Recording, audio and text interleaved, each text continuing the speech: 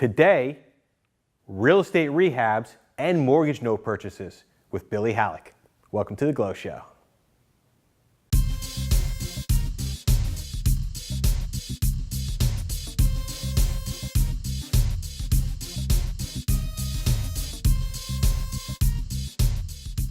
Once again on The Glow Show, we've got Billy Halleck. Billy Halleck has been here time after time talking to us about the status of the mortgage industry.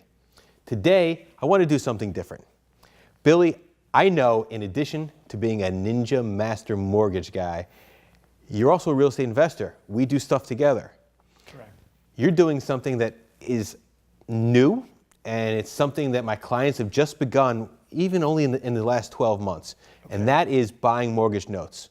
Yes. Tell us about the last mortgage note that you've purchased. I was looking for deals in a particular geographic area, and I came across a property that I thought would be a good purchase or possibly be a good deal. So I started to begin doing my due diligence, and as I'm doing the diligence, I figure out that the property is actually in foreclosure, and it was listed for sale. Okay. So I spoke with the agent and tried to find out, a little bit more information, and decided that I was going to attempt to try to see if I could get a hold of the mortgage note because it was so close to having the foreclosure done. It seemed to be a potentially better way of acquiring the property. Now tell me, is this a residential property or a commercial property? This particular property is a commercial building, small commercial building, 2 units. It's on a train line, which is one of the reasons I felt it to be desirable. In the long term, I think it's a good hold, buy and hold. So I'm debating right now whether I should turn it over and sell it quickly or hang on to it. If I get my number, which is pretty reasonable, I think I'll just sell it. If the offers that come in are not at least at that level, then I'm going to put the wheels in motion to keep the property. So we missed a step here, Billy. You bought the note, now you own the property. How did you get from point A to point B? Okay, so working with Goodson Law Office, you guys really did a good job and helped me out because what we did was we still had to foreclose on the note. Okay, so I bought the note, the money exchanged hands. Now I'm the rightful owner of the note. However, I just bought a defaulted piece of paper and I don't own the property, which I wanted the dirt. So what happens? So the law firm basically worked out with the County of Essex to complete the transaction and actually go from from A to B, which was basically represent my firm through the foreclosure process, which luckily wasn't very long because it was toward the end of the foreclosure process already. Which is a real key. If your goal is to get the dirt, the amount of time that you need to hold that note, most importantly, you have to factor it into your numbers.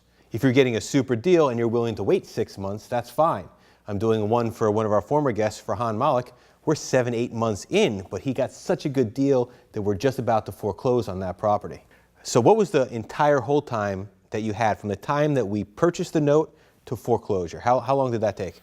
It was really only a month and a half. Wow. So I timed it pretty good. I mean, I'm sure there's a little bit of luck involved, but the timing was pretty nice. So what town is the property in? This particular property is in Bloomfield. Now, you like investing in this area, the local area. Yeah, for sure. What other towns do you like?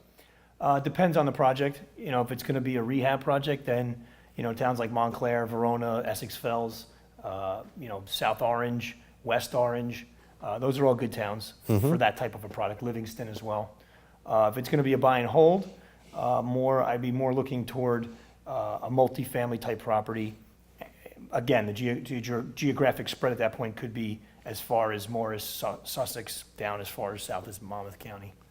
Full disclosure, Billy and I have actually invested in properties together.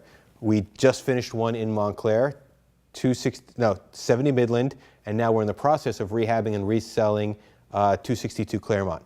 So Billy, let's talk through the 262 Claremont project. Okay. The one that we have here that we're currently doing in Montclair. Yes.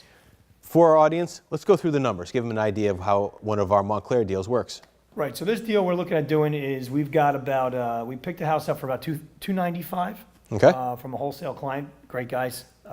They actually probably would have kept the property themselves, but their capacity or something like that wasn't up to speed at the time. So our benefit.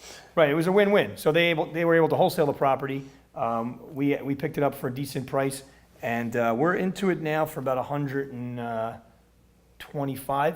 We may go a little bit more than that when it's all said and done. So I'm going to say, let's be conservative we could say about 150, but we'll be under that. We will be under that. And we're anticipating to sell it north of 600. So purchase it for 300, put in 150, sell price 650. Fair. And if you're an investor like me, one thing I've learned through this process is picking good partners. Billy has been excellent, boots on the ground, managing these projects. So we've partnered on this on a 50-50 basis. I take all the credit and he does all the work. So, Works for me.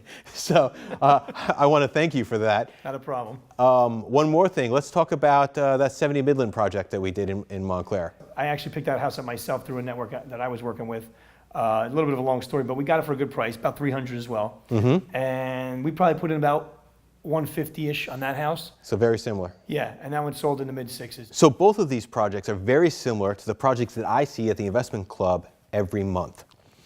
I think that these are good examples to show so that the membership of the investment club, when they come, can see how this process works out from guys who are doing deals just like this.